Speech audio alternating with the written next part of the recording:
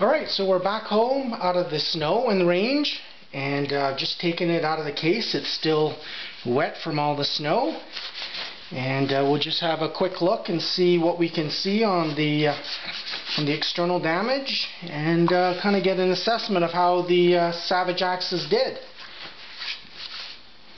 So we've got some snow packed into the trigger guard area. We've obviously had snow in the receiver. I'm not sure if you can see it, but this rail, this aluminum rail, got pretty beat up. So a lot of the Picatinny studs have been worn off.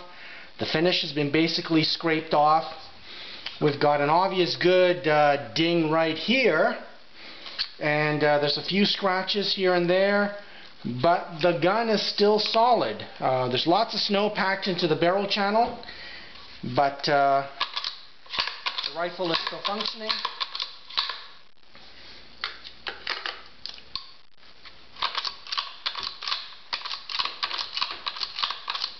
So everything's still good there. Those were dummy rounds, by the way. And we'll check the trigger again. Safety off. Safety on. And no problems at all. So all the mechanicals seem to have survived our little trip up and down the rifle range. On that return drive, we were doing 25 kilometers, so it was a pretty good clip, and you know, you could see the rifle bouncing around and getting launched. But overall, there's a couple of nicks on the barrel here, but that's about it. Those were from me sanding the stock.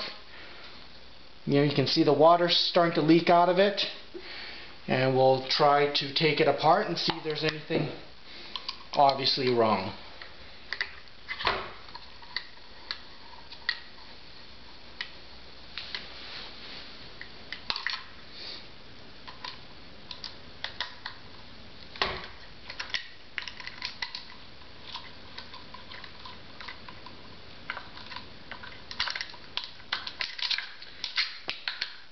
So we've got some snow packed into the trigger mechanism area. That's pretty good, but it certainly didn't hinder the function at all. See that starting to come out of that. So there was it was all packed in there.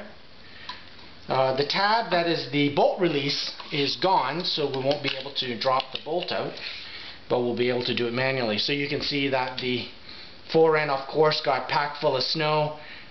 Being a hollow plastic stock, that's to be expected, but everything else about the stock looks to still be intact. No cracks, no obvious breakages. And we just get some of that snow out of there.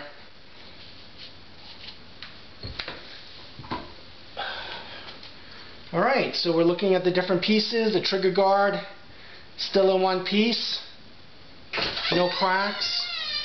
The metalwork looks to all be intact. Obviously a little bit of snow packed around that part. The bolt release has completely sheared off the metal tab here. So that will definitely need to get replaced. It used to be an arm that extended up, but it's now gone. But all the other trigger bits look to be in place, and as we showed, all the safety and everything else worked just fine.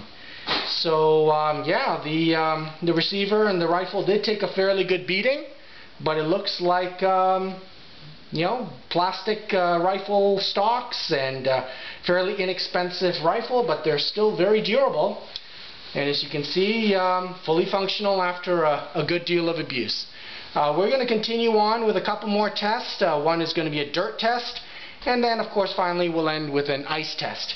And hope you've enjoyed the video so far. And if you have any questions, you can get a hold of me, info@mysticprecision.com, or you can PM me on Gun Nuts, and that's Mystic Precision. Hope you enjoyed the video.